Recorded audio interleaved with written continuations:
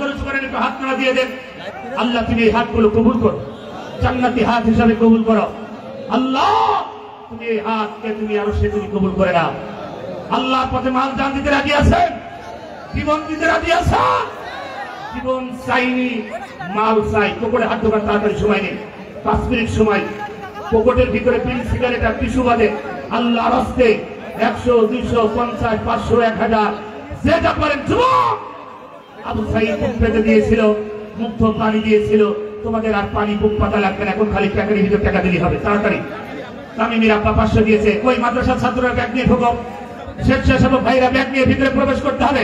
মা বোনেরা, আমার সম্মানিত মায়েরা, আপনাদের ভিতরে হাজার হাজার মা বোনেরা এসেছে, করতে পারে মা কিন্তু ধরো তো। রঘুনাথপুরে হাফিজিয়া কওমি এবং নুরানি এবং হেফজখানা মাদ্রাসা, এই মাদ্রাসা 200, 300 বেশি মোটামুটি ছাত্র এবং আগামীতে আরো ছাত্র হবে। মাদ্রাসার ছাত্র মানে জায়গা সম্পন্ন হচ্ছে। আপনাদের সহযোগিতা, এই কেউ দাঁড়াবেন না, কেউ দাঁড়াবেন না ভাই। খালি যারা শেষের ভাইরা ব্যাগ নিয়ে ভিতরে প্রবেশ করেন, ব্যাগ নিয়ে ভিতরে প্রবেশ করেন দ্রুত, সময় নেই, আমি ছেড়ে দেবো। হুজুর এসে বসে আছে। আমি আগামীকালকের মাহফিল রিয়াজুল জান্নাত, আগামীকালকে রাতে মাহফিল, ঝিনাইদহ শহরের প্রাণকেন্দ্র রিয়াজুল জান্নাতে মাহফিল। সবাইকে দাওয়াত দিয়ে দিচ্ছি ইনশাআল্লাহ। বাইপাস রোড আপনারা সবাই যাবেন। মুফতি আমির হামজা ইনশাআল্লাহ থাকবেন ওখানে। সবাই ইনশাআল্লাহ সবাই টাকা দেন। হ্যাঁ ভাই, এখানে আমি ব্যাগ বলেছি বেশি বেশি, এখানে ফাঁকা কেন?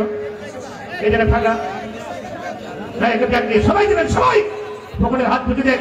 আপনার পকেটে যদি টাকা না থাকে, পাশের পকেটে হাত ঢুকে বের করে দেন, দুজনেরই সব হবে। দ্রুত করেন, দ্রুত, টেনশন নেই। বেটা মাজিদুল ভাইয়ের মাম্মা সুস্থ, 2000 দিয়ে সাল্লাহ। আল্লাহ মাজিদুল ভাইয়ের আমাকে সুস্থ দান করে ফের দাও আল্লাহ। আর মাজিদুল ভাইয়ের মাকে কিয়ামতের ময়দানে মা ফাতেমার সঙ্গী বানাই দিব না আমি। ভিটু গোপনাথপুর বাড়ি 5 বস্তা সিমেন্ট আল্লাহ কবুল করে জানে বলে বরকত দাও, তুমি এত সম্মান দাও। কৌসার 1 মন ভুট্টা আল্লাহ কবুল করে, মন ভুট্টা বিক্রি করে দাও। গোপনাথপুর বাড়ি আল্লাহ কবুল করে জানে বলে সবাই দেবেন। যারা দাঁড়িয়ে আছেন তারাও দেন। 10টা 20টা টাকা মায়ের জন্য, বাবার জন্য। বাবা কবরে ঘুমিয়ে আছে, নেককার সন্তান হিসাবে আজকে 50টা টাকা দেওয়া যাবে না। মায়ের জন্য, বাবার জন্য একটু ডেকে ডেকে দেন, সবাই ডেকে ডেকে দেন। এই হাজার হাজার টাকা খরচ, লাখ লাখ টাকা এই মাদ্রাসায় টাকা থাকবে, আপনার টাকা দিতে যাবে না বাজার।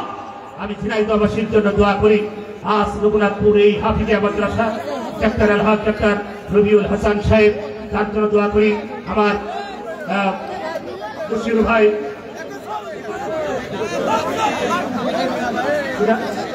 বেতাই নাজমা, আল্লাহ আমার এক বোন, মার জন্য দোয়া শেষ। আল্লাহ মাকে সুস্থতা দান করো। নাজমা বোন থেকে পর্দাশীল নামাজি বানাও, কিয়ামতের ময়দানে মা ফাতেমার সঙ্গী বানাও আল্লাহ। গোপীনাথপুর বাড়ি আরেকজন 500 টাকা আল্লাহ কবুল করে জানে বলে বরকত দাও, তুমি এত সম্মান দাও। সবাই দ্রুত কালেকশন করেন। যারা দাঁড়িয়ে আছেন তারা পকেটে হাত দেন। বাজার মোবাইল সাবধান আর টাকা সাবধান। প্রতিটা মাহফিলে যে ঝামেলা হচ্ছে এখন, কিন্তু ওই হারাম করা সব তাই নাই, এখন বাংলাদেশে আসছে, কথা ঠিক না? মোবাইল টাকা সাবধান, মোবাইল টাকা সাবধান, মোবাইল টাকা ভাই। কারণ প্রতিটা মাহফিলে টাকা মোবাইল চুরি হচ্ছে।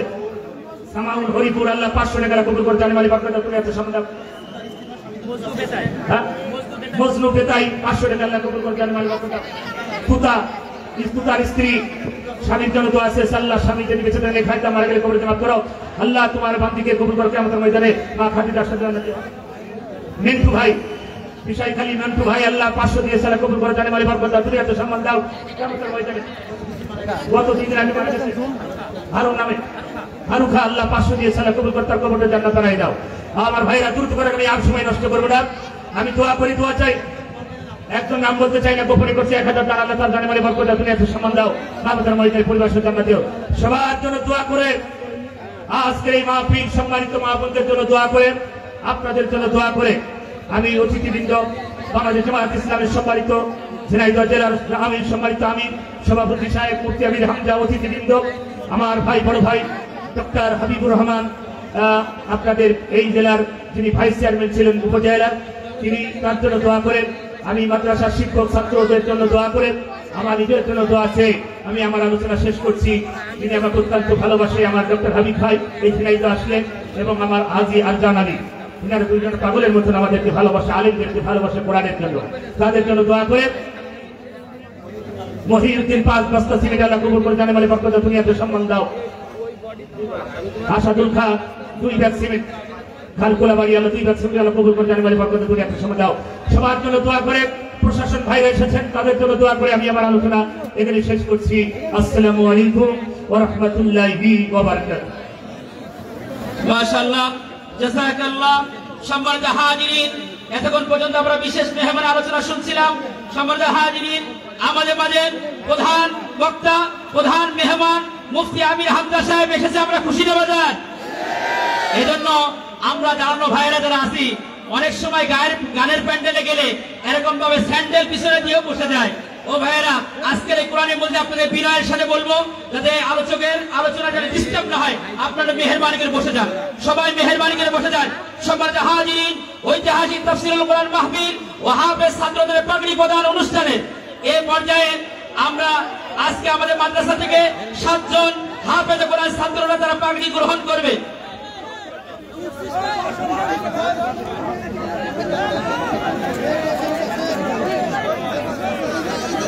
স্বেচ্ছাসেবকরা যারা প্যাকেটে আদায় করেছেন, যার যার প্যাকেট নাম্বার দিয়ে আছে, আপনার জায়গায় রাখেন।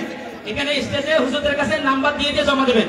স্বেচ্ছাসেবক ভাইরা যারা আদায় করেছেন, আপনাদের প্যাকেট নাম্বার দিয়ে আমাদের হুজুরের কাছে আদায় দেবেন।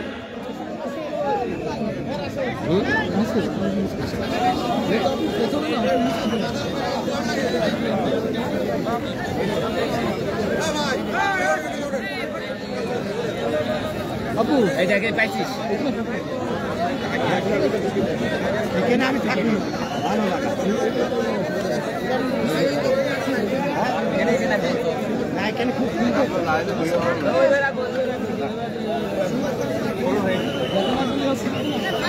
আলহামদুলিল্লাহ। সম্মানিত হাজিরিন, আপনারা জানেন এই রঘুনাথপুর নুরানী হাফিজিয়া মডেল মাদ্রাসা অত্র এলাকার সার্বিক সহযোগিতায় পরিচালিত এই মাদ্রাসা 2015 সালে প্রতিষ্ঠা হওয়ার পর থেকে এই 25 সাল পর্যন্ত আলহামদুলিল্লাহ তারা হাফেজে কোরআনের এই কারিগর থেকে হাফেজে কোরআন তৈরি করছে। আলহামদুলিল্লাহ তারই ধারাবাহিকতায় এবছর 7 জন হাফেজে কোরআনদেরকে আজকে আমরা এই প্রধান মেহমানের হাত দিয়ে আমরা সম্মাননা প্রদান করব। এজন্য আমরা হাফেজে কোরআনদের সম্মাননা পাগড়ি আমরা অতি সংক্ষেপ সময়ে প্রধান মেহমানের হাতে আমরা পাগড়ি দিব। যারা আমন্ত্রিত অতিবৃন্দ আছেন, আপনাদেরকেও আমরা আসার জন্য অনুরোধ জানাচ্ছি। এরপরে আমাদের হাফেজের পিতাদেরকেও সম্মাননা দেওয়া হবে।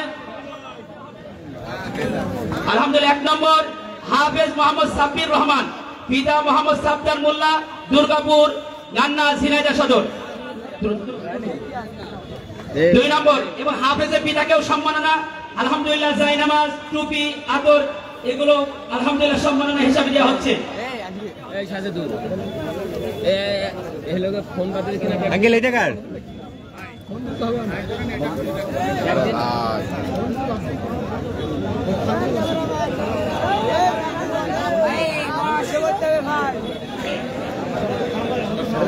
আলহামদুলিল্লাহ, 2 নম্বর হাফেজ মোহাম্মদ নাজমুল হক, পিতা মৃত্যু মোহাম্মদ সাবদার হোসেন বাল সাবু, যার পিতা জীবিত থাকা অবস্থায় সন্তানকে দিয়ে মৃত্যুবরণ করেছে, দুর্গাপুর গান্না ঝিনাইদহ সদর।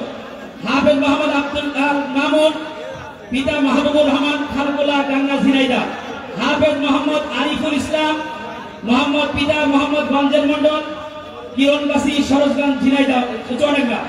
হাফেজ মোহাম্মদ নাইমউদ্দিন, পিতা রফিকুল ইসলাম, রামনগর পান্নাতলা কালীগঞ্জ ঝিনাইদহ। 6 নম্বর হাফেজ মোহাম্মদ মুজাহিদুল ইসলাম মামুন, পিতা মোহাম্মদ ইসরাইল হোসেন, রামনগর পান্নাতলা কালীগঞ্জ ঝিনাইদহ। হাফেজ মোহাম্মদ সজল হোসেন, পিতা মোহাম্মদ রাজীব মন্ডল, গোপীনাথপুর গান্না ঝিনাইদহ সদর। এই ছাত্রগুলোর ভিতরে সর্বশেষ পর্যন্ত যে বাড়িতে খেয়ে তারা মানুষ আছে, তার মধ্যে একজন লজিকম্যান রয়েছে, যেটা হাফেজ নাইমউদ্দিন, যে লজিকম্যান ছিলেন আমাদের জনাব মিজানুর রহমান ভাই, তিনাকে সেই ছাত্রকে খাওয়াই আলহামদুলিল্লাহ হাফেজ বানার সর্বশেষ তাকেও আমরা আলহামদুলিল্লাহ সম্মাননা গ্রহণ করার জন্য অনুরোধ করছি। এবং হাফেজে পিতাদের সাথে হাফেজে পিতাদের যারা অভিভাবক ছিলেন, লজিকম্যান হিসেবে অভিভাবক ছিলেন, তাদেরকে সম্মাননা করা হচ্ছে। আলহামদুলিল্লাহ, আজকে আমন্ত্রিত অতিথিবৃন্দ মধ্যে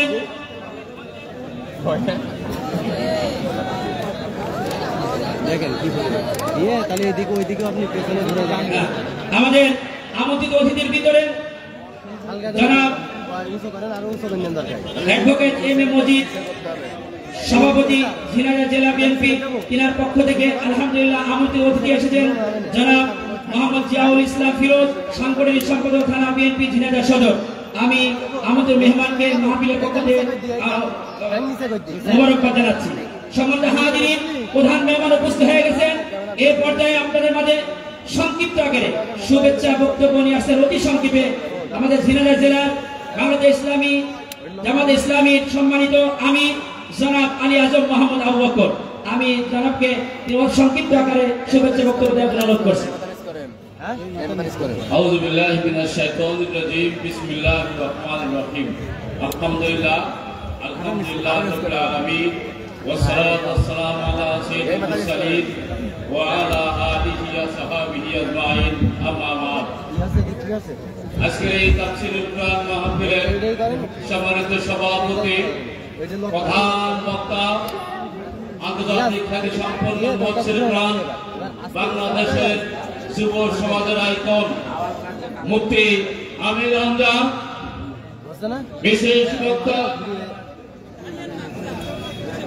মঞ্চবিষ্ট বিভিন্ন পর্যায়ের উলামায়ে কেরাম, সামনে উপবিষ্ট তাওহীদ জনতা, আইন শৃঙ্খলা নিয়োজিত পুলিশ ভাইরা, পর্দার আলে মা বোনেরা, আসসালামু আলাইকুম ওয়া রাহমাতুল্লাহ।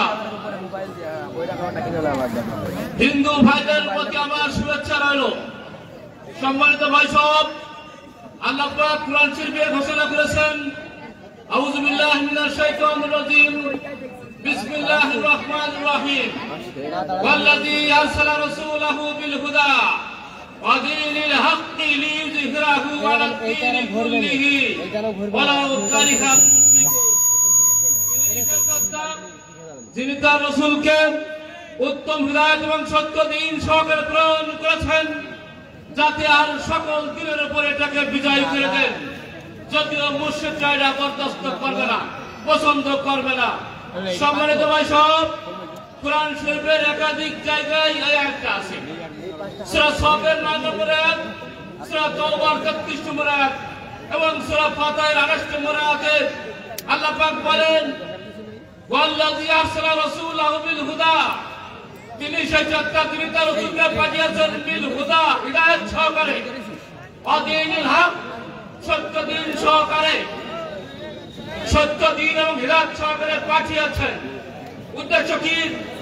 লিইয়ুযহিরাহু আলাদ দীনি কুল্লিহি, সকল মতবাদের উপরে এটাকে বিজয় করে দেবে। সম্মানিত ভাই সব, এখান থেকে আমরা জানতে পারি পৃথিবীতে রাসূল কেন এসেছিলেন। রাসূল আসার উদ্দেশ্য ছিল দিনকে বিজয় করা। এখন কি দিন বিজয় আছে? অতএব আমাদেরকে সংঘবদ্ধভাবে দিন বিজয় করতে হবে। কারা কারা রাজি আছেন হাত করে? আল্লাহ পাক কবুল করুন। সংক্ষেপে আমি কথা এখানে শেষ করছি। শেষ।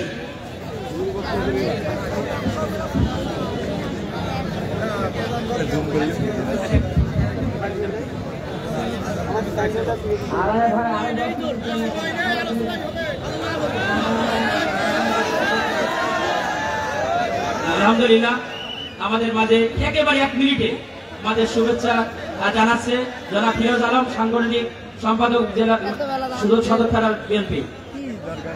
আউযু বিল্লাহি মিনাশ শাইতানির রাজীম। বিসমিল্লাহির রহমানির রহিম। গান্না, আজকের এই ঐতিহাসিক তাফসীরুল কুরআন মাহফিলে উপস্থিত আমাদের এই অঞ্চলের কৃতি সন্তান, বাংলাদেশের দেশ বরেণ্য তাফসীরবিদ, বিশিষ্ট আলেম হযরত মাওলানা মুফতি আমির হামজা, উপস্থিত এই অঞ্চলের বিভিন্ন পর্যায়ের সামাজিক রাজনৈতিক নেতৃবৃন্দ, আমার সামনে উপস্থিত গান্না এবং আশপাশের এলাকা থেকে আগত মুসল্লি গ্রাম ভাইরা, সবাইকে জানাই ঝিনাইদহ জেলা বিএনপির সংগ্রামী সভাপতি জননেতা জনাব আলহাজ অ্যাডভোকেট এম এ মজিদের পক্ষ থেকে শুভেচ্ছা এবং সালাম। আসসালামু আলাইকুম। প্রিয় উপস্থিতি, আজকে আপনারা গভীর আগ্রহ নিয়ে বসে আছেন আমির হামজার বক্তৃতা শোনার জন্য। আমিও ওনার একজন ভক্ত। আমি শুধু আপনাদের কাছে দৃঢ় কণ্ঠে বলতে চাই, আজকের এই মাহফিল করার জন্য কারোর অনুমতির প্রয়োজন হয়েছে? বাংলাদেশে ইতিপূর্বে তাফসীর মাহফিল করা যায় নাই। বাংলাদেশে আনাচে কানাচে প্রান্তরে স্কুল, কলেজ, মসজিদ, মাদ্রাসায় কোথাও কোনো তাফসীর মাহফিল হতে পারে নাই, হতে দেওয়া হয় নাই। বাংলাদেশের আলেম সমাজ আজকে জাগ্রত হয়েছে। কুরআনের আলোয়, হাদিসের আলোয় ইনশাআল্লাহ আগামী দিন বাংলাদেশ চলবে। এই হোক আজকে তাফসীরুল মাহফিলের প্রত্যাশা। সবাইকে ধন্যবাদ। আসসালামু আলাইকুম। আসসালামু আলাইকুম। আওয়াজ ঠিক করেন।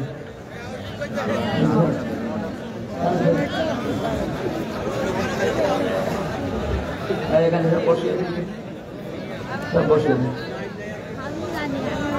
إن الحمد لله والصلاة والسلام على رسول الله أما بعد فأعوذ بالله من الشيطان الرجيم بسم الله الرحمن الرحيم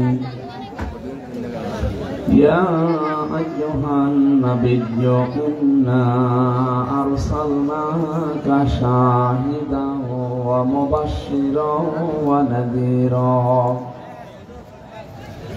وداعيا إلى الله بإذنه وسراجا منيرا صدقت يا ربنا اللهم صل على محمد وآله وصحبه وبارك وسلم الحمد لله ঝিনাইদহ জেলার রঘুনাথপুর নুরানি মাদ্রাসা কর্তৃক আয়োজিত তাফসীরুল কোরআন মাহফিল স্বনামধন্য সভাপতি জনাব আলহাজ ডক্টর রবিউল হাসান, এতক্ষণ যারা আলোচনা রাখলেন ইসলামিক চিন্তাবিদ শিক্ষাবিদ ডক্টর মাওলানা হাবিবুর রহমান, খতিবাদ্দিন মেডিকেল কলেজ হাসপাতাল ঢাকা, আলোচনা রাখলেন মাওলানা হোসাইন মাহফুজ চুয়াডাঙ্গা, নাম না জানা সম্মানিত ব্যক্তিবর্গ, সামনে বসা মুসলমান ভাইরা, পর্দার আড়ালের সম্মানিত মা এবং বোনেরা, প্রশাসনের ভাইরা, প্রাণপ্রিয় ঝিনাইদহবাসী, আল্লাহর দরবারে শুকরিয়া জানাচ্ছি যিনি আমাদেরকে কোরআন কারীমের জন্য এই দিনের বেলা হাজারো কাজ বাদ দিয়ে কোরআনের পেছনে সময় দেওয়ার সুযোগ দিলেন। আলহামদুলিল্লাহ। ওয়ালাকাদ কাররামনা বানি আদম, আল্লাহ বলেন আমি বনি আদম সন্তানকে সম্মান দিয়েছি। আল্লাহ এখানে বলেননি যে মুসলমানকে বা ইমানদারকে আমি সম্মান দিয়েছি, না, মানুষ পদ পাচ্ছে আমরা যারা বিবেচিত তারাই সম্মানিত। কথা বলেন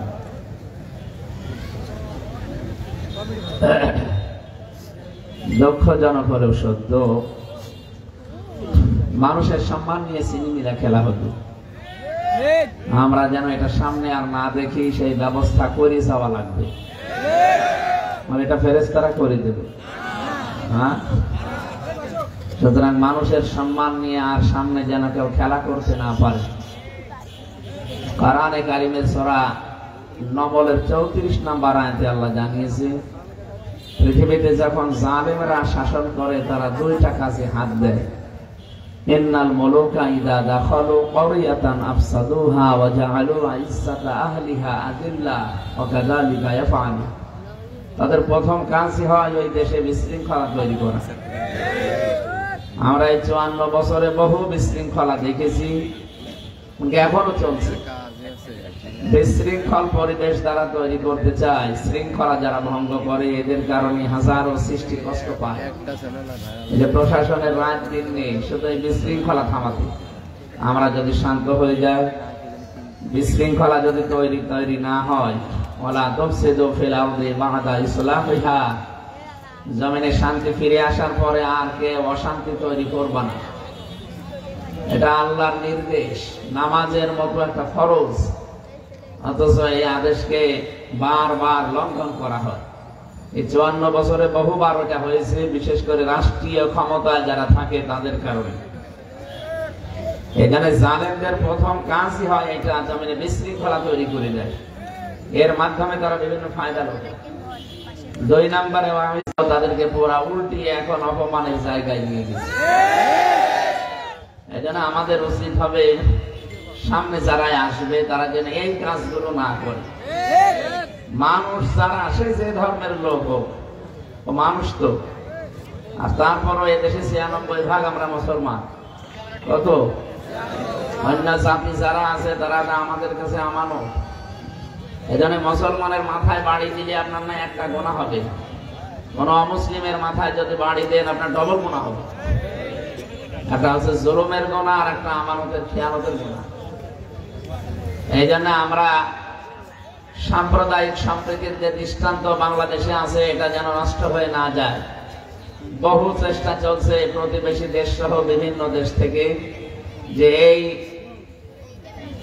সম্পর্কটা কি করে নষ্ট করে এখানে নতুন নতুন বিষয়গুলো নিয়ে আসা যায়, কেউ যেন এটা নিয়ে আসতে না পারে। ওরা বহু চেষ্টা চালিয়েছে বিভিন্ন কায়দায়, একটাও সফল হয়নি। মানে এইটাই সামনে বাকি আছে, এটাও সফল হবে না ইনশাআল্লাহ। আমরা কোরআনে কারিম থেকে যে কথাগুলো তেলাওয়াত করেছি, কোরআনে কারিমের আয়াত সূরা আহজাব থেকে দুইটা মাত্র আয়াত পড়লাম, 45, 46, 73টা আয়াত আছে, মাত্র দুইটা পড়েছি। এই পৃথিবীর মহামানব যিনি মুহাম্মদুর রাসূলুল্লাহ সাল্লাল্লাহু আলাইহি ওয়াসাল্লামের 500-র উপরে গুণ আল্লাহ দিয়েছে এ পুরা কোরআন। তার ভেতরে 5টা গুণ আছে এখানে। নবীদের গুণ দিয়েছেন আল্লাহ কতগুলো বলেন তো? 500-র উপরে। শুধু 3000 মুজিজায় তাকে দিয়েছিলেন। 3000 মুজিজার ভেতরে আমরা এখানে মাত্র 5টি আজকে আলোচনা করব ইনশাআল্লাহ।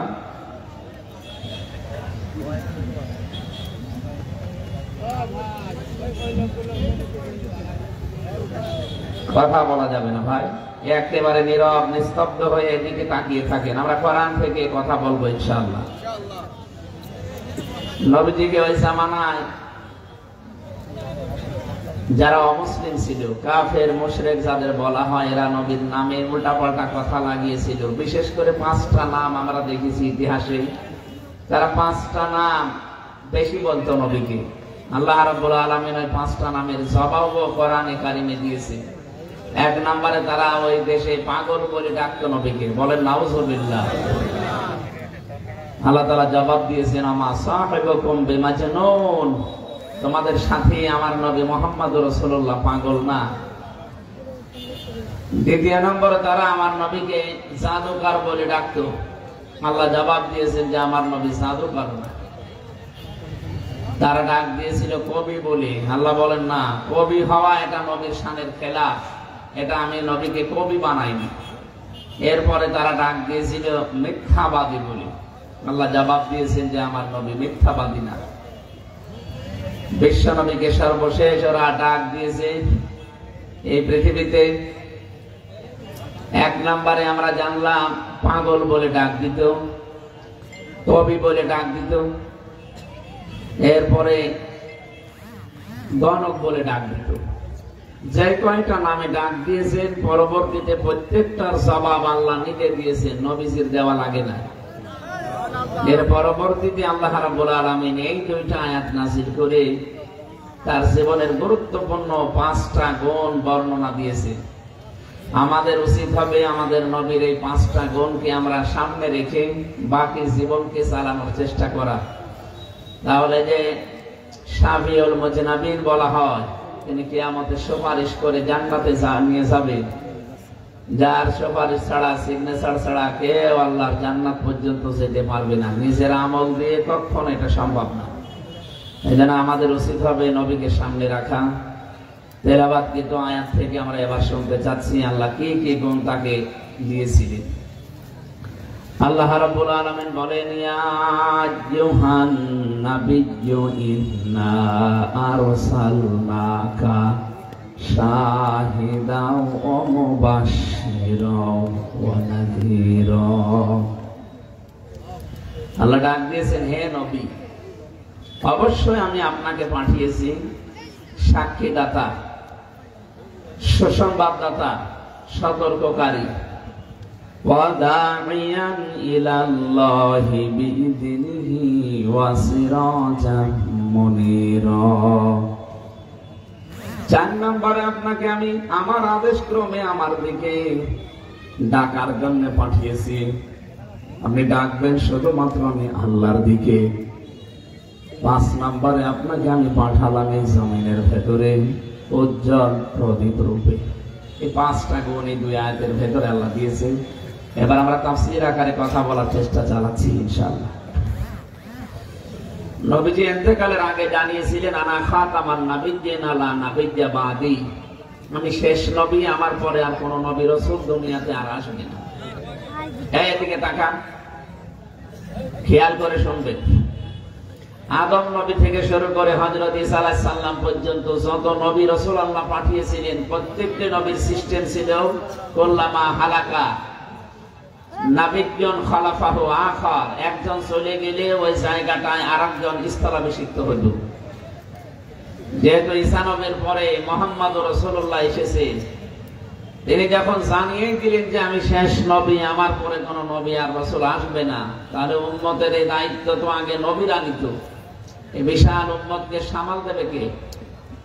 আমরা জানি পৃথিবীর অন্যান্য নবীদের এরিয়া ছিল ছোট, কেউ একটা গোত্রের জন্য, কেউ একটা পাড়ার জন্য, কেউ একটা দেশের জন্য। আর আমাদের নবী মুহাম্মদ রাসূলুল্লাহকে আল্লাহ তামাম দুনিয়ার জন্য পাঠিয়েছেন। সুবহানাল্লাহ। আল্লাহ রাব্বুল আলামিন বলেন লিতুনদিরা উম্মাল কুরা ওয়া মান হাওলাহা,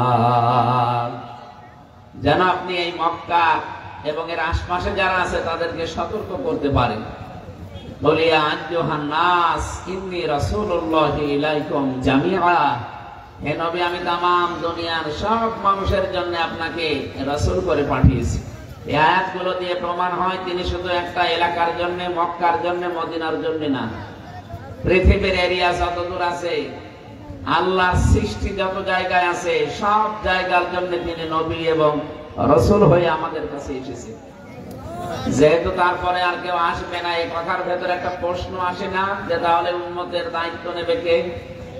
অন্যান্য নবীরা বনী ইসরাইলে যারা এসেছিল, একজন বিদায় নিলে আর একজন আসতো, তার দায়িত্ব সে বুঝে নিয়ে উম্মতকে গাইডলাইন দিত।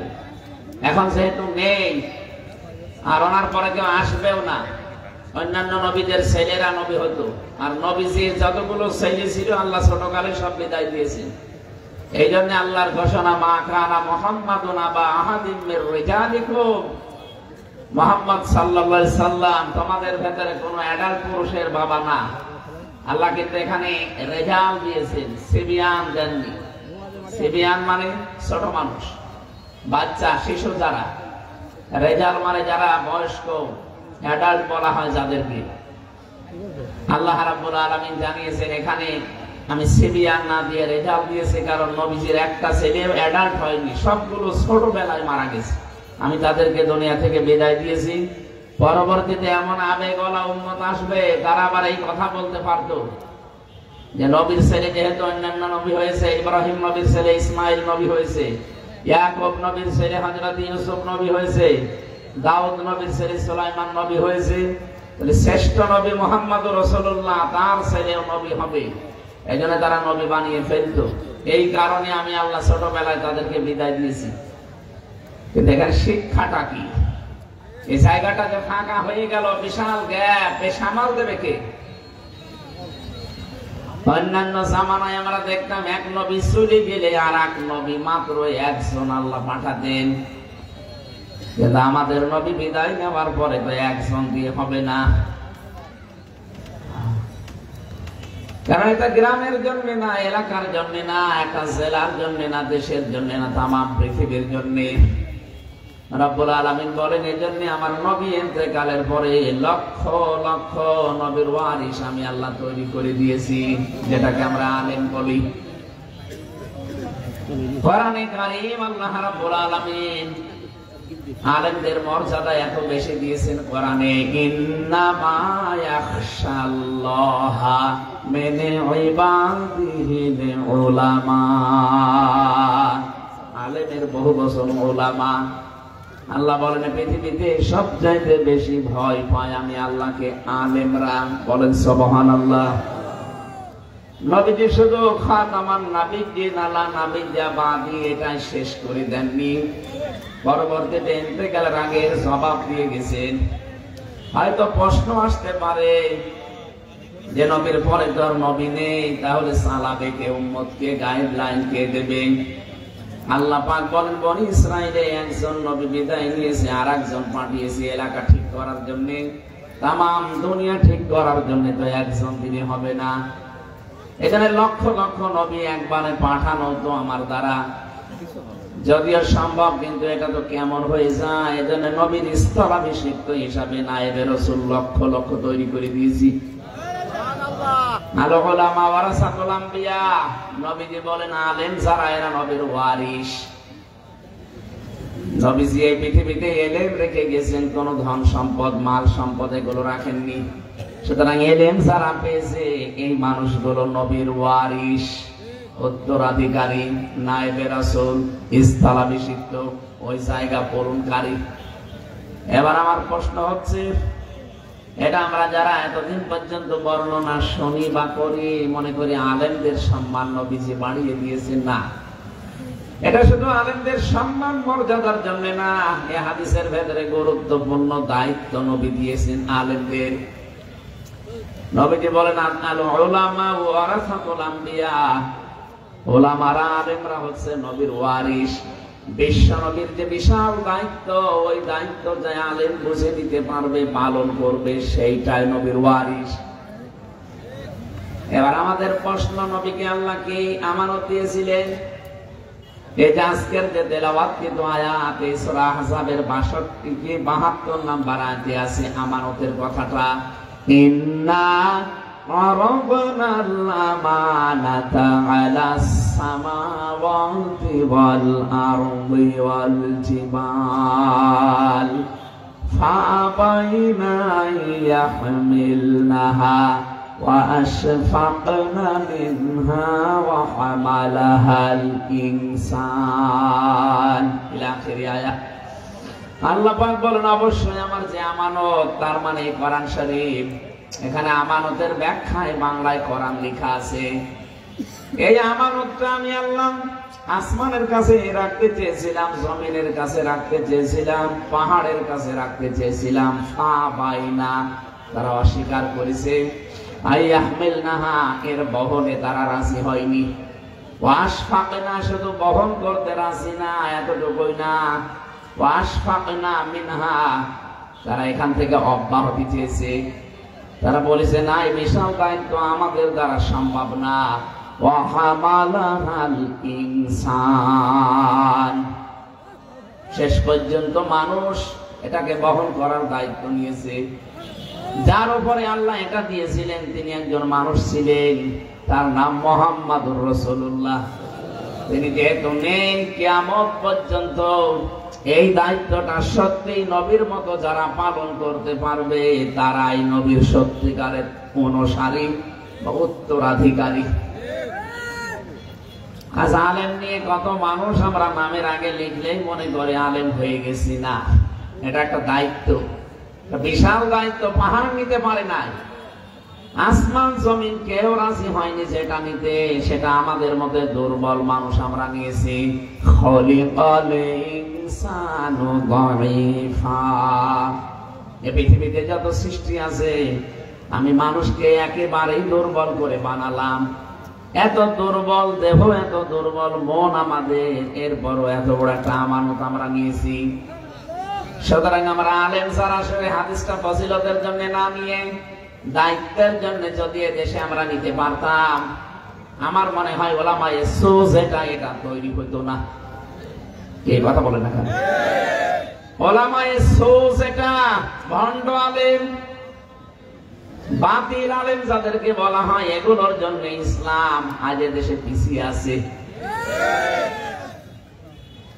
দেখতে মনে হয় সত্যি নামের আগে আলেম লিখলে চেহারা সুরতে আসমান থেকে মনে হয় এসেছে বিশাল আলেম।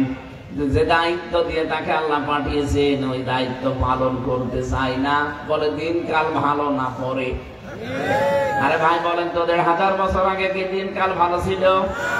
এই দায়িত্বটা সে যখন পেয়েছে সঙ্গে সঙ্গে সে পরিবর্তন হয়ে গেছে। হযরত ওমর রাদিয়াল্লাহু তাআলা আনহুর জীবনী সারা জীবন শুনেছি, অথচ তিনি যেই দিন এই দায়িত্বটা একটু শুনেছিলেন, তাহা মানজালনা আলাইকাল কুরআনা লিতাশকা, শুধু শোনার পরেই বলেছেন, হে নবী এটাকে সত্য না মিথ্যা? বিশ্ব নবী বলেন এটা সত্য বাণী। তিনি বলেন সত্য জিনিস গোপনে আর থাকবে না। আপনি আমাকে অনুমতি দিয়ে এই কোরআনের পক্ষে আমি একটু স্লোগান দিয়ে আসি। এর ভেতরে আছে বা কাব্বির হু তাকবীর, তোমরা তাকবীর দাও কার নামে? আরো জোরে বলেন আর একবার। ৯৬% মুসলমানের এই দেশে জাতীয় স্লোগান এইটা হওয়া দরকার। কোন জয় বাংলা রাম বাংলা না, এই দেশে তাকবীর হওয়া লাগবে, স্লোগান হওয়া লাগবে জাতীয় ভাবে, লিল্লাহি তাকবীর। এটা আমরা চাই না? ডেভেলপ তোমার সরকার, এই যে প্রশাসন বসে আছে, ওনাদের স্যার ছিল যুগ্ম কমিশনার। এই লোকটা এই বাংলাদেশের বুকে দাঁড়িয়ে ৯৬% মুসলমান আমরা বাস করি, সে দাঁড়িয়ে বলেছে যে লিল্লাহি তাকবীর, আল্লাহু আকবার, এটা জামাত ইসলামের স্লোগান। আরে ভাই, আমরা যারা জামাত ইসলাম করি মনে করেন আমাদের মনে নাই দুঃখ লেগেছে। আপনার মনে দুঃখ লাগার কথা না? আপনি আল্লাহর বান্দা দাবি করেন না? এটা তো শুধু দুনিয়ার বিষয় না, লিল্লাহি তাকবীর, আল্লাহু আকবার মরণের পরও কাজে লাগবে আপনার। সুতরাং এইটা যেহেতু ওরা মুসলমানদের মনে করে সেটা মুসলমানদের স্লোগান, মুসলমানরা দেবে না। এদেশে ৯৬% যেহেতু আমরা মুসলমান আছি, দল আমাদের আলাদা থাকতে পারে, কথা বলছে না কেন? এটা আমরা চাই জাতীয় স্লোগান হিসাবে এদেশে স্বীকৃতি পাক, কারণ এটা বললে হার্টের রোগ ভালো হয়। জয় বাংলা বললেও তো হার্টের রোগ ভালো হয়। সুতরাং আজকে থেকে এটা দাবি তোলা যায় না যে আমরা এখন স্লোগান দিলে জল করেন যে দল, কিন্তু এই স্লোগান দেবেন লিল্লাহি তাকবীর। এটা শুধু জামাত ইসলামের লোকজন নিয়ে যাবে কোন কারণে? আপনি মুসলমান না? আপনি কি কথা বোঝেন নাকি আন্দাজে চিল্লান? সবার স্লোগান যারা মুসলিম তাদের এইটা হওয়া লাগবে, আর এটা আমাদের এই দেশে জাতীয় ভাবে যেন কায়েম হয়। বলেন তো লিল্লাহি তাকবীর। হযরত ওমর শুধু বের হলেন, ৪০ জন মানুষ মাত্র মুসলমান হয়েছিল ওই সময়, তার সাথে সাথে যাচ্ছিল কাফের মুশরিকরা। চিন্তা করছে কাবার চত্বরে মক্কা নগরী থেকে তাকবীর দেয় আল্লাহর নামে, জালানা থেকে দরজা দিয়ে মুখ বের করে দেখে হযরত ওমর মিছিলের সামনে। তাড়াতাড়ি জানা দরজা বন্ধ করে বলছে দরকার নেই, ওর সামনে গেলে মাথা থাকবে না। আমার তো মনে হচ্ছে এই দেশের ৬৩০টা থানা আছে, প্রতিটি থানায় যদি এরকম অ্যাকশন করে ওমর এখন তৈরি হয়ে যায়, এদেশে আর কোনো বাতিল দাঁড়াতেই পারবে না। তারা কোরআন শোনার পরে ওপেন হয়ে গেছে, সঙ্গে সঙ্গে দায়িত্ব বুঝে নিয়েছে এটা আমানত। আর আমরা বলি হুজুর দিনকাল ভালো না, গোপনে আসি। হযরত ইবনে মাসউদ রাদিয়াল্লাহু তাআলা আনহু বলেন, যখন সূরা রহমান নাযিল হচ্ছিল তখন আমি ছিলাম নবীজির কাছে বসা।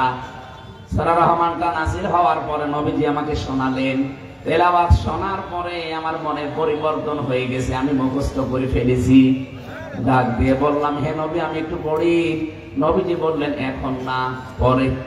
নিজ এলাকায় ফিরে যাও, নিজের গোত্রের কাছে যাও, তখন তাদেরকে দাওয়াত দেওয়ার পরে যখন ফিরে আসবে ওই সময় বলবা। তিনি আবেগে বললেন, না হে রাসূল আপনি অনুমতি দিন, আমি কাবার চত্বরে একটু পড়বো। চলে গেলেন, যেহেতু আমানত এটা পেয়ে গেছেন। তিনি পেয়েছিলেন সূরা রহমান, আর রহমানু আল্লামাল কুরআনা খালাকাল ইনসানা আল্লামাহুল বায়ান। কাবা শরীফের চত্বরে দাঁড়িয়ে যখন জবান ছেড়ে মন খুলে তেলাওয়াত করছিলেন, হঠাৎ দেখলেন আবু জেহেল আওয়াজ শোনার পরে তার মাথার উপরে দিয়েছে বাড়ি, এক থাপ্পড় দিয়ে কানটা পর্যন্ত কালা বানিয়ে দিয়েছে, বধির হয়ে গেছে, কান দিয়ে রক্ত পড়ছিল। চলে গেলেন নবীজির কাছে, ডাক দিয়ে বলে, হে রাসূল আবেগ নিয়ে পড়তেছে, দেখেন আমার অবস্থা, আমি এক কানে আর শুনতেই পারি না, রক্ত বের হচ্ছে এক থাপ্পড়ে। নবীজি তার কানের দিকে তাকিয়ে অসহায়, যেহেতু তার হাতে কিছুই নেই, তিনি কাঁদলেন। দুইজনেই কাঁদছিলেন, হঠাৎ জিবরাইল এসে তিনিও কাঁদলেন। পরবর্তীতে আল্লাহ পাক এই আমানতের সাথে খারাপ ব্যবহারের কারণে আল্লাহ নিজে প্রতিশোধ নিয়েছেন। ইন্না নাহনু নাযালনা যিকরা ওয়া ইন্না লাহু লাহাফিজুন। রাব্বুল আলামিন বলেন, এটা আমি নাযিল করেছি, এই জিকিরে আমানত, এটা আমি নিজে হেফাজত করব। আমার কোরআন তেলাওয়াতের কারণে ওর কান ফেটে রক্ত বের হচ্ছে, যার কারণে দুনিয়াতে আমি দেখাবো। ঠিক বদরের ময়দানে ওর ঠান্ডা হয়ে যখন পড়েছিল, নড়াচড়া নেই। হযরতে আব্দুল্লাহ ইবনে মাসউদ তিনি ঘুরছিলেন লাশ দেখার জন্য, হঠাৎ দেখে লাশের ভেতরে একটা পড়ে আছে, নড়ছে না। কাছে যেয়ে দেখছে এখনো জান আছে কিন্তু নড়ে না। বুকের উপরে চড়ে বসলেন, ডাক দিয়ে বলতে, আনতা আবু সেহেল, কে তুমি? আমি ইবনে মাসউদ। সময় দিলাম তোমার একটু তেলাওয়াত কি কালেমাটা পড়ো, আল্লাহর নবীর কাছে আমি সুপারিশ করলে উনি মাফ করে দেবে। আবু সেহেল ওই কঠিন মুহূর্তেও, মরণের এই যাত্রা পথেও বলছিল, ইবনে মাসউদ, আব্দুল্লাহর বেটা মোহাম্মদ তোমাদেরকে জাদু করেছে, আমার পর্যন্ত আসতে পারে না। ঠিক আছে, কথাও মেনে নিলাম, আর একবার সময় দিলাম। উনি গরম দিলেন, আর একটা ঘোরাঘুরি করে এসে আবার বুকের ওপরে বসলেন, দেখেন না একই কথা বলে। ঠিক আছে, তোর আমি আর একবার সময় দিলাম। আর একটা গরম দিয়ে এসে বলেন, ঠিক আছে এবার বল। আব্দুল্লাহর পুত্র মোহাম্মদ তোদেরকে জাদু করেছে, আমার পর্যন্ত আসতে পারি না, পরে আমি এখনো পেলে এখনো হত্যা করব। হযরত ইবনে মাসউদ বলে, এতক্ষণ আমি কিছু বলি না, এবার তুই নবীজির নাম ধরে কথা বললি, আর ছাড়বো না। তরবারি বের করে গলার ভেতরে লাগাবে, ওই আমার কথা বলতে আরম্ভ করিস। সুস্থ হয়ে গেল নাকি? না। কে কি বলবে? শেষ কথা বল। যে গলা যখন কাটতেছে, একটু বড় করে কাট, একেবারে এই জায়গা দিয়ে না দিয়ে একটু বড় করে কাট, মানুষ যেন দেখে বোঝে যে এটা নেতার মাথা। আমার মনে হয় এরকম শয়তান বাংলাদেশে তাও তেজ কমে না, সব হারিয়ে ফেলেছে, এখনো তেজ কমে। আপনি দেখেন না কামড়টা 4 টাকায় উঠাচ্ছে, তাই তার গরম কি? পুলিশকে পর্যন্ত ধাক্কা দিন। 4 তলায় উঠাবেন মানে 2 তলা কথা বলে। আরে ভাই, আপনার মাত্র এই একদিনে এরকম লাগে? আপনি যে 15 বছর করলেন এদের সাথে। আমি এক একজনের মামলা দেখতাম 313টা, 556টা পর্যন্ত মামলা পেয়েছি আমি জেলখানায়। আপনার কয়টা মামলায় মাত্র 4 তলায় উঠতে বলছে, 2 তলায় ছিল, 4 তলায় দিয়েছে, তাই আপনি গরম দেন পুলিশকে। অথচ এই পুলিশকে দিয়ে এই মানুষগুলোকে আপনি উঠিয়েছেন 15 বছর একাধারে।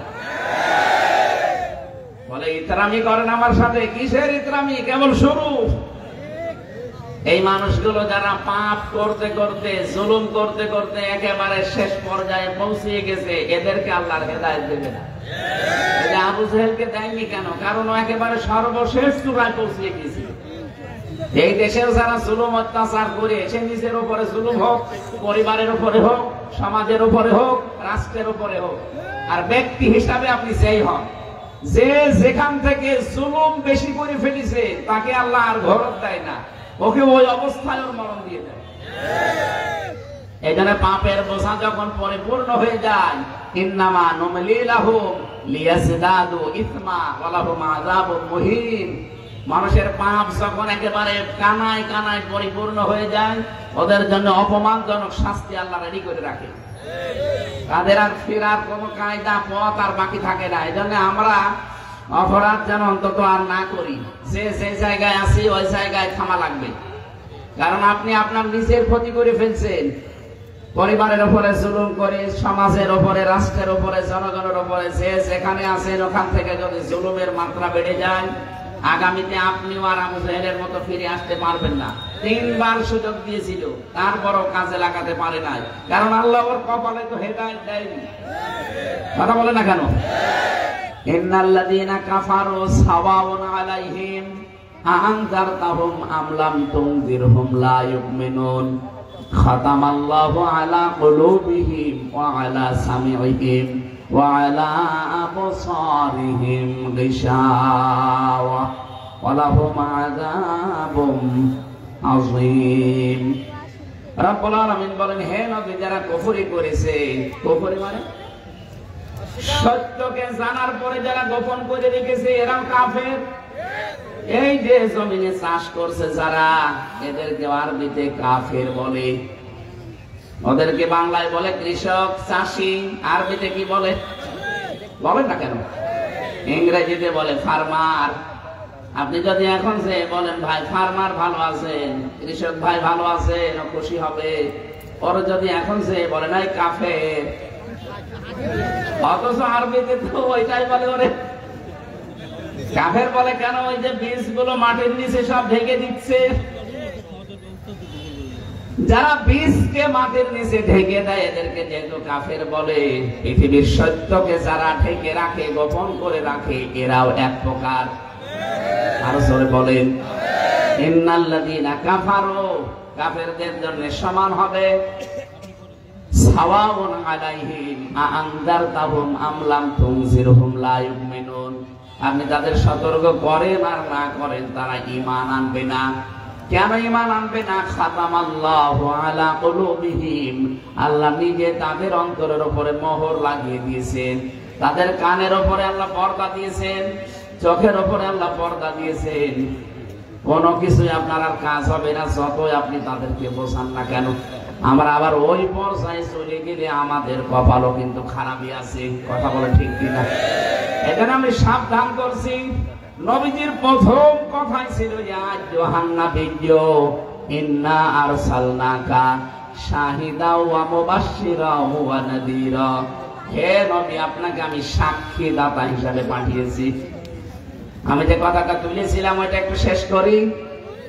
হযরতে আব্দুল্লাহ বিন মাসউদ বড় করে গলাটা কাটলেন, চিন্তা করলেন নবীজির কাছে নিয়ে যাই, খুশি হবে, আমার জন্য দোয়া করবেন।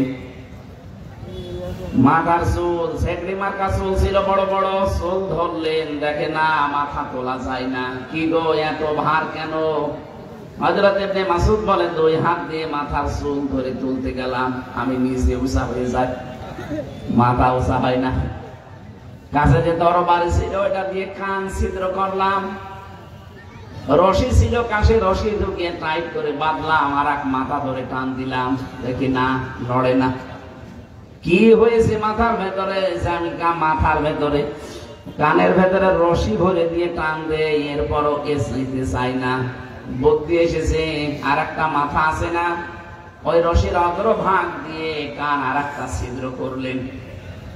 রব্বুল আলামিন তাকে দেখাতে যেন চেয়েছেন, ইবনে মাসউদ, এই লোকটা কোরআনে কারীমের যে আমানত তুমি পেয়েছিলে, ওটা শুধু তেলাওয়াত করার কারণে তোমার এক কান থাপ্পড় দিয়ে কালা বানিয়ে দিয়েছিল, নষ্ট করে দিয়েছিল। আজকে দুনিয়ার এই ময়দানে ও তোমার হাতে আমি ওর দুই কান ছিদ্রি করে নষ্ট করে দেখিয়ে দিলাম। পরেরটা কি করবো কিয়ামতটা আমি আল্লাহ জানি, দুনিয়ায় দেখিয়ে দিলাম। এখানে শুধু ঘটনা শুনে সুবহানাল্লাহ আলহামদুলিল্লাহ পড়ার জন্য আমি বলিনি, আমি বলেছি এটা একটা আমানত। এ বিশাল আমানত যারা প্রচার করবে, যারা ধারণ করবে, যারা কায়েম করবে, আপনি যদি সত্যি ডাইরেক্ট ইনডাইরেক্ট তাদের বিরোধিতা করেন, তাদের যদি একটা ক্ষতি হয়, দুনিয়ায় আপনার ডবল ক্ষতি আল্লাহ করবে। এমনকি যার কাছে করেছেন তার হাতে করবে। এই কথা বলেন না কেন? আমি কি হাদিস মানালাম? এই জন্য নবীর ওয়ারিস ছাড়া শুধু ফজিলত পেলেই হবে না, এই দায়িত্ব গ্রহণ করা লাগবে। এই দায়িত্বটা গ্রহণ করতে গিয়ে হাজারো আলেম, হাজারো কোরআনের যারা ধারক বাহকেরা বাতিলের টার্গেটে পরিণত হয়ে যায়। যত কিছুই হোক, তামাম দুনিয়া যদি একদিকে হয়ে যায়, কোরআনে কারীমের যে বিশাল দায়িত্ব আমরা পেয়েছি, এটা মরণের আগ পর্যন্ত পালন করবই। এবার আসেন, নবীজির প্রথম কাজ ছিল তিনি সাক্ষীদাতা ছিলেন। রব্বুল আলামিন বলেন, ফাকাইফা ইযা জিনাহুম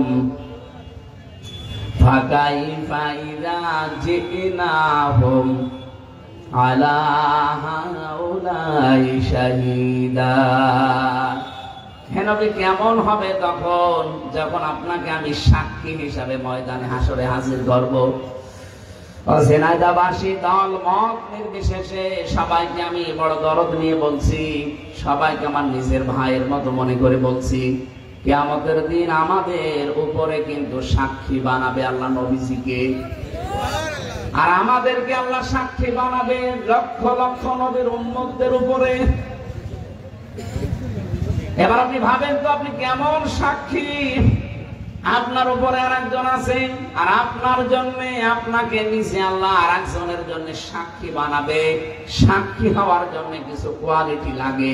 সাক্ষীর 1 নাম্বার কোয়ালিটি, সাক্ষী সত্যবাদী হওয়া লাগবে। কথা বুঝতেছে? যারা সাক্ষী দেয় দেখবেন কোর্টে কোরআন শরীফটা বুকের ভেতরে নেয়, অথবা বাংলাদেশের সংবিধান বুকের ভেতরে নেয়, এটা হাতে নিয়ে ধর্মীয় গ্রন্থ নিয়ে বলে যাহা বলিব সত্য বলিব, সত্য বয় মিথ্যা বলিব না, এ কথা বলে না? সাক্ষীর প্রথম কোয়ালিটি এটা হওয়া লাগবে যে সে সত্যবাদী হবে। বাংলার মুসলমানের আপনি নিজের দিকে তাকিয়ে বলেন তো, আপনি কতটুকু সত্যবাদী? আপনি কতটুকু সত্যের উপরে আছেন? আপনাকে তো আল্লাহ অন্যান্য নবীর উপরে, উম্মতের উপরে সাক্ষী বানাবে। সর্বপ্রথম আল্লাহ কিয়ামতের বিচার আরম্ভই করবে হযরত নূহ আলাইহিস সালামের উম্মতদেরকে নিয়ে। হযরত নূহকে আল্লাহ ডাক দেবেন, উম্মতদেরকে জিজ্ঞাসা করবেন যে কি এই যে নবী তোমাদের চেনো? বলে হ্যাঁ, দায়িত্ব পালন করেছিল, আমার দিন তোমাদের কাছে পৌঁছিয়েছিল। যত উম্মত হযরত নূহ আলাইহিস সালামের মাত্র 80 জন বাদ দিয়ে প্রত্যেকটা উম্মত অস্বীকার করে বলবে না, এই নবীকে আমরা আমাদের কাছে আসতেই দেখি নাই, দাওয়াতও দেয়নি। রব্বুল আলামিন হযরত নূহ আলাইহিস সালামকে প্রথম ডেকে বিচার করবেন। কেন? কারণ যত নবী এর আগে পাঠিয়েছিলেন পূর্ণাঙ্গ শরীয়ত কাউকে দেননি। হযরত নূহকে আল্লাহ পূর্ণাঙ্গ শরীয়ত দিয়ে পাঠিয়েছিলেন এই জমিনের উপরে। এজন্য তার বিচার দিয়ে কিয়ামতে কায়েম হবে প্রথমে। হযরত নূহ ডাক দিয়ে বলে, রব্বুল আলামিন আমি তো পৌঁছিয়েছি। আল্লাহ বলেন, আমি তো বিচারের কাঠগড়ায় এখন বিচারের এজলাসে বসে আছি, এখন আমার তো মন মতো না, আমার এখন সাক্ষী লাগবে। ও নূহ, তোমার পক্ষে কোন দলিল আছে, সাক্ষী আছে? সঙ্গে সঙ্গে হযরত নূহ বলবে, হ্যাঁ আমার সাক্ষী আছে। কে? মুহাম্মদুর রাসূলুল্লাহর উম্মতরা। ওই জামানায় যারা বিচারের সম্মুখীন হবে কিয়ামতের ওই ময়দানে, তারা পর্যন্ত বলবে, আল্লাহ কি বলে তোমার নবী নূহ যে আমাদের বিরুদ্ধে উপরে নাকি সাক্ষী দেবে মুহাম্মদুর রাসূলুল্লাহর উম্মতেরা। তারা তো আমাদের সাক্ষাৎই পায়নি, আর আমরা তাদেরকে দেখিনি। সাক্ষী তো দেওয়া লাগে দেখে দেখে, না দেখে সাক্ষী দেবে কি করে? যদি আমাদের দেশের নিয়মটা একটু আলাদা, আমাদের দেশে শুনেও সাক্ষী দেওয়া যায়। এ দেশে শুনে সাক্ষী হয়, এমনকি জন্ম হয়নি তাও সাক্ষী দেয়। জন্ম হয়েছে 75-এ, সাক্ষী দেয় 71-এ। এরকম সাক্ষী না, সাক্ষী বলা হয় চাক্ষুষ, যেটা আপনি দেখেছেন ওইটা। কথা বলছে? কিয়ামতের ওই কঠিন ময়দান, বিচার আরম্ভ হয়ে গেছে। সর্বপ্রথম নূহ নবীর উম্মতদেরকে আল্লাহ বিচার শুরু করছেন। বিচারের প্রথমে আল্লাহ ডাক দিয়ে বলবে, নূহ তোমার কথার সাথে এদের কথার তো মিল খায় না, ওই তোমার সাক্ষী। তাদের সাথে তাদের দেখাই হয়নি, এরা সাক্ষী দেবে কি করে? আমরা যারা উম্মতি মুহাম্মদী আছি, এক বাক্যে তখন দাঁড়িয়ে বলবো, রব্বুল আলামিন আমরা দেখি নাই, কিন্তু দেখার চাইতেও বেশি কিছু আমাদের কাছে ছিল। নবীজি এই দুনিয়াতে আসার 50 দিন আগে একটা ঘটনা ঘটেছিল এই দুনিয়ায়। কাবা ঘর ভাঙতে এসেছিল আব্রাহা। আল্লাহ পাক নিজে কাবা ঘর রক্ষা করার জন্য আবাবিল পাঠিয়েছিলেন। এ কথা শোনেননি? ওই সময় কি নবীজি দুনিয়ায় ছিলেন? না। কাবা ঘর যখন আল্লাহ রক্ষা করেন আবাবিল পাখি দিয়ে, তখন নবীজি দুনিয়ায় আসেন নাই, তার 50 দিন পরে এসেছেন। অথচ কোরআনে কারিমে আল্লাহ দিয়েছেন, আলাম তারা কাইফা ফাআলা রাব্বুকা বিআসহাবিল ফিল। হে নবী, আপনি কি দেখেননি হাতিওয়ালাদের সাথে আপনার রব কি ব্যবহার করেছেন? ঝিনাইদহবাসী একটু খেয়াল করেন, নবীজি জন্মই হয়নি, 50 দিন পরে জন্ম নিচ্ছেন, আর আল্লাহ পাক নবীকে বলছেন আপনি কি দেখেননি? তাহলে আয়াত কি ভুল নাকি? এখানে কিন্তু র দেওয়া আছে, আলাম তারা। র মানে চোখ দিয়ে দেখা, আর নাজারা মানে গবেষণা করে দেখা। আল্লাহ পাক নাজারা না দিয়ে র দিলেন, হে নবী আপনি কি দেখেননি? তার মানে আপনি দেখলে যা হতো তার চাইতে 100 গুণ সত্য একটা বিশ্বাস দিয়ে আপনার কাছে আমি কোরআন নাযিল করলাম। তাহলে দেখা জিনিসের চাইতে কোরআনের জিনিসে বিশ্বাস আরো 100 ভাগ বেশি করা লাগবে। আল্লাহ জানিয়েছেন উম্মতি মুহাম্মদি তখন ডাক দেবে, মাবুদ দেখি নাই, সাক্ষাৎ পাই নাই, কিন্তু এমন একটা জিনিস আমাদেরকে তুমি দিয়েছিলে যেটা পড়ার কারণে দেখার চাইতে আমরা বেশি বিশ্বাস করেছি, তার নাম কোরআন শরীফ।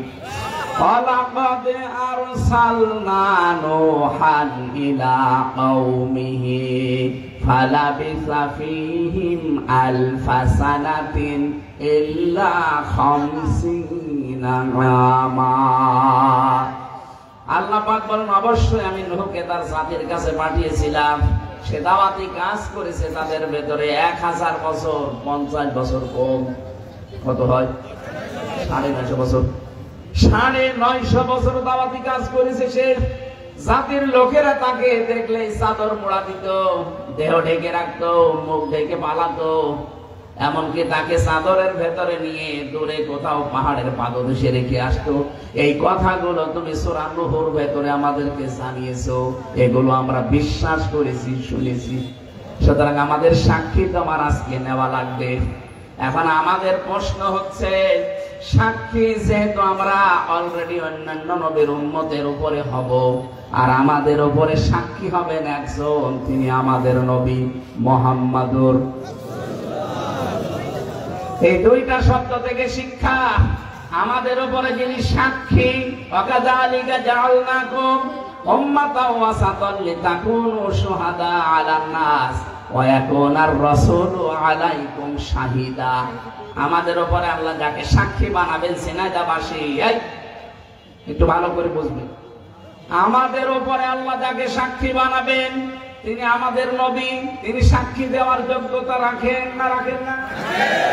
সাক্ষী দেওয়ার জন্য যত কোয়ালিটি আছে সব তার ভেতরে পাবেন। 1 নম্বরে সাক্ষীর প্রথম কোয়ালিটি কি বললাম? বলেন বলেন।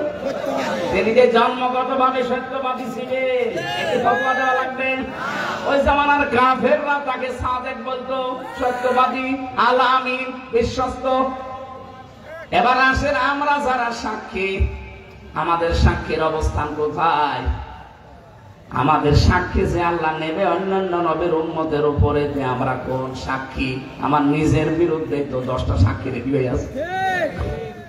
আপনি নিজের জীবনের দিকে তাকিয়ে ভাবেন তো, আসলে কি আপনি সাক্ষী দেওয়ার যোগ্যতা পেয়েছেন এখনো? সাক্ষী দেওয়ার 2 নাম্বার যোগ্যতা হচ্ছে আপনি দল বেদল, আত্মীয় বেআত্মীয় দেখতে পারবেন না। কথা বুঝতেছেন? বারবার কোরআনে আমি আয়াতটা পেয়েছি, আল্লাহ রাব্বুল আলামিন জানিয়েছেন, হে নবী আপনি মানুষকে বলেন তারা যেন নিজের নিকট আত্মীয় হলে এক বিচার করবে, নিকট আত্মীয় না হলে আর এক বিচার করবে, এইটা যেন না করে।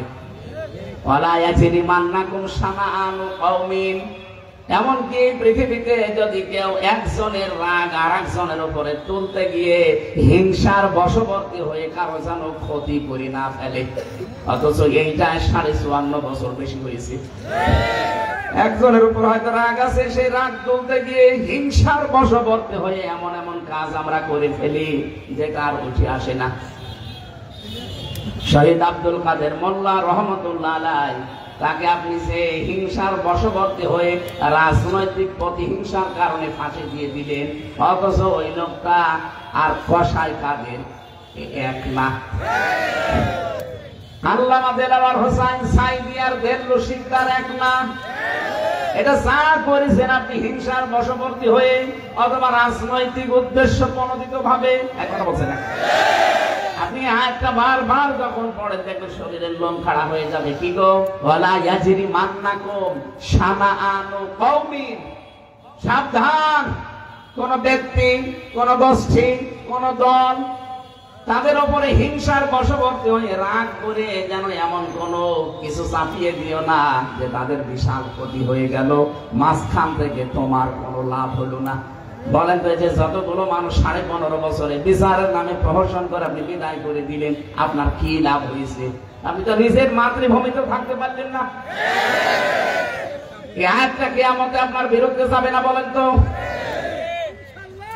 আমি তো দেখতে পাচ্ছি আয়াতটা দিয়ে কিয়ামতে 2 জায়গায় আয়াতটা পেয়েছি। আমি পড়লে আমার যেন কেমন লাগে, যে দেশে বহু মানুষ এই আয়াতের কারণে ধরা খাবে। যারা হিংসার বশবর্তী হয়ে অহংকার করে রাগ কন্ট্রোল করতে না পেরে অন্যের প্রতি অবিচার করেন, সে ব্যক্তি হোক, কোন দল হোক, কোন গোষ্ঠী হোক, কোন জাতি হোক, তাদেরকে আপনি সামলে ধ্বংস করে দেবেন। আর উপরে বসে বসে কি আল্লাহ কলা খাবে? উনি দেখবে না? উনি বলেন, যা করবি ওর ডবল আমি তোর জীবনে ক্ষতিপূরণ দেব।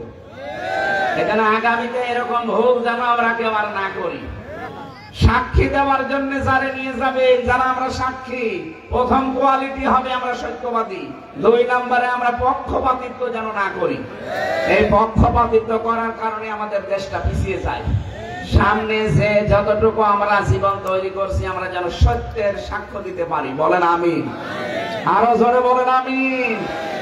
2 নম্বরে নবীকে আল্লাহ পাঠিয়েছিলেন, হে নবী, আপনি শুধু সাক্ষ্যদাতা না, আপনি মুবাশশির, আপনি সুসংবাদদাতা।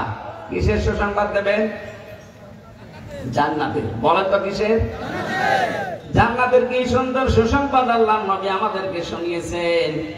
জান্নাতের যে বর্ণনাগুলো আমরা কোরআনে পেয়েছি, জান্নাতিন তাজরি মিন তাহতিহাল আনহার, এমন ভাবে জান্নাত আমি বানিয়েছি, এর তলদেশ দিয়ে নদী আর নহর প্রবাহমান থাকবে। খালিদিনা ফিহা, চিরকাল থাকবে, কেউ বের করে দেবে না। লা ইয়াবগুনা আনহা হিওয়ালা, এমনকি ওই বাগান থেকে কোনো মানুষ বের হতেও চাইবে না। আল্লাহ আমাদেরকে ওই পর্যায়ে যাওয়ার তৌফিক দেন। 3 নম্বরে নবীকে আল্লাহ বলেছেন, হে নবী, আপনাকে আমি সুসংবাদদাতা বানাইনি, আমি সতর্ককারী পাঠিয়েছি আপনাকে। আপনি জাহান্নাম সম্পর্কে সতর্ক করবেন। আয়াত নাযিল হওয়ার পরে নবী নিজের স্ত্রীকে, নিজের মেয়েকে, নিজের নাতিকে, ফুফুকে ডাক দিয়ে বললেন, দেখো, কুল মা কুনতু বিদআম মিনার রাসূলি ওয়া মা আদরি মা ইউফআলু বি ওয়ালা বিকুম। আল্লাহ পাক নিজের নবীর উপরে আয়াতটা দেওয়ার পরে তিনি নিজের ফুফুকে সাফিয়াকে ডাকলেন, নিজের মেয়ে ফাতেমাতুজ জোহরাকে ডাকলেন, হাসান হোসাইনকে ডেকে বলেন, দেখো, এই মাত্র আয়াতটা নাযিল হয়ে গেল।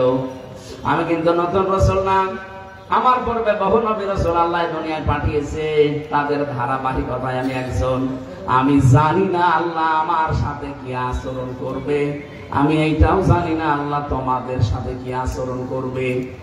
সুতরাং আমি নবী, এই পরিচয় দিয়ে কেউ মরণের পরে পার পাবে না। বলেন তো, আপনার নিজের চিন্তা ভাবনা আসে না? নিজের মেয়েকে যদি এ কথা বলতে পারে, নিজের ফুফুকে যদি এ কথা বলতে পারে, যে আমরা কোথাকার কে? 6000 কিলোমিটার দূরে আমাদের বাড়ি। মক্কা মদিনা থেকে আমাদের বাড়ি 6500 কিলোমিটার দূর। নবী নিজের মেয়েকে, ফুফুকে, নাতিকে যদি বলে আমার পরিচয়ে কিচ্ছু হবে না, আপনি কোন ধান্দায় আছেন?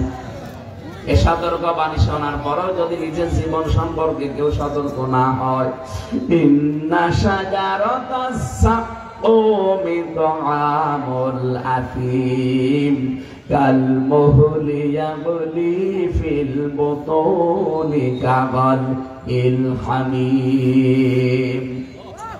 আল্লাহ পাক বলেন, জাহান্নাম সম্পর্কে সতর্ক করেন, হে নবী, আমি ওদেরকে জাক্কুম গাছের ফল খাওয়াবো। এটা খাবার সঙ্গে সঙ্গে মানুষের এই ঠোঁট চুলে সঙ্গে সঙ্গে ওই পাত্রের ভেতরে পড়বে। এটা গলার মাঝখানে আটকিয়ে যাবে, সামনেও আসবে না, ভেতরেও যাবে না। গলিত তামার মতো ফুটতে থাকবে পেটের ভেতরে। সহ্য করতে না পেরে যখন পান করতে যাবে, গরম পানি দেওয়া হবে রক্ত আর পুষ মিশিয়ে, সঙ্গে সঙ্গে পায়খানার রাস্তা দিয়ে নাড়ি বড়ি সব বের হয়ে যাবে। আল্লাহ পাক বলেন, এবার ওকে ধর, সাওয়াল জাহিম, ওকে জাহান্নামের মাঝখানে নিয়ে যা। সুম্মা সাব্বু ফাওকা রাসিহি মিন আযাবিল হামিম, ওর মাথার উপরে গরম পানি ঢেলে দে, যুক ইন্নাকা আনতাল আজিজুল কারীম।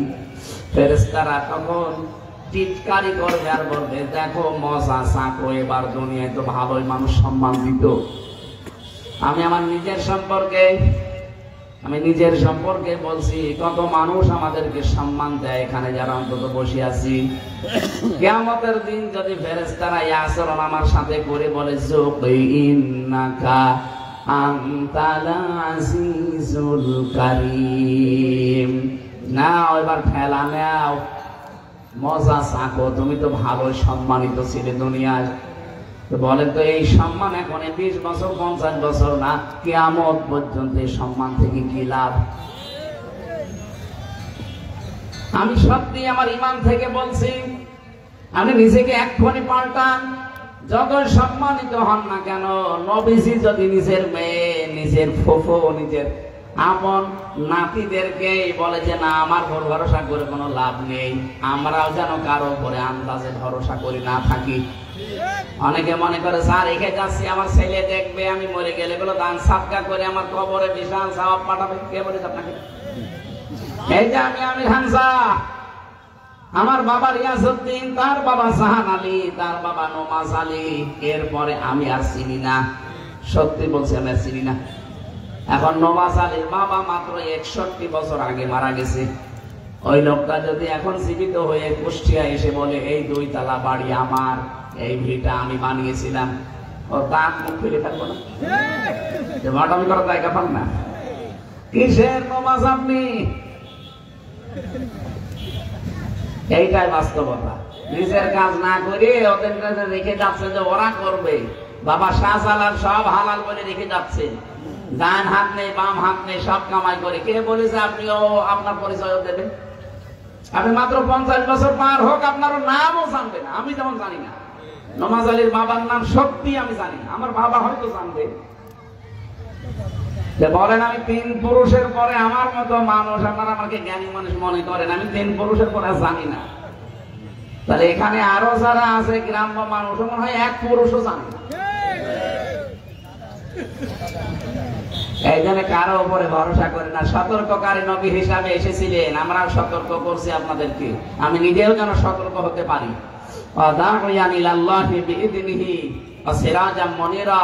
নবীজি ডাকতেন আল্লাহর অনুমতি ক্রমে তার দিকে। আজকে জীবনের টার্গেট বানিয়ে নেওয়া লাগবে। এখন থেকে আমি আমার বাবার দিকে, স্বামীর দিকে, চাচার দিকে না, আমি ডাকবো আমি আল্লাহর দিকে। কথা বলেন। এটা যদি আপনার কাছে রাজনীতি মনে হয়, এইটাই আমার রাজনীতি। কারণ আমি কোরআন থেকে জেনেছি ডাকা লাগবে কার দিকে?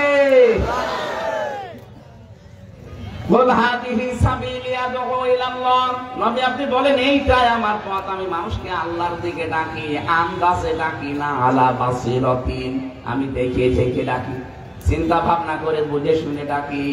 ওয়ানা মানিত্তাবানি, আমি এবং আমার অনুসারী যারা তাদের একই কাজ। এই জন্য নবীর এই কাজকে আমার কাজ আমি বানিয়ে নিয়েছি। এখন থেকে মরণ পর্যন্ত আমি মানুষকে ডাকবো কার দিকে? যে যা মনে করে করুক। সিরাজা মনিরা হিসাবে নবীজির গুণ দিয়েছেন আল্লাহ, তিনি প্রদীপ।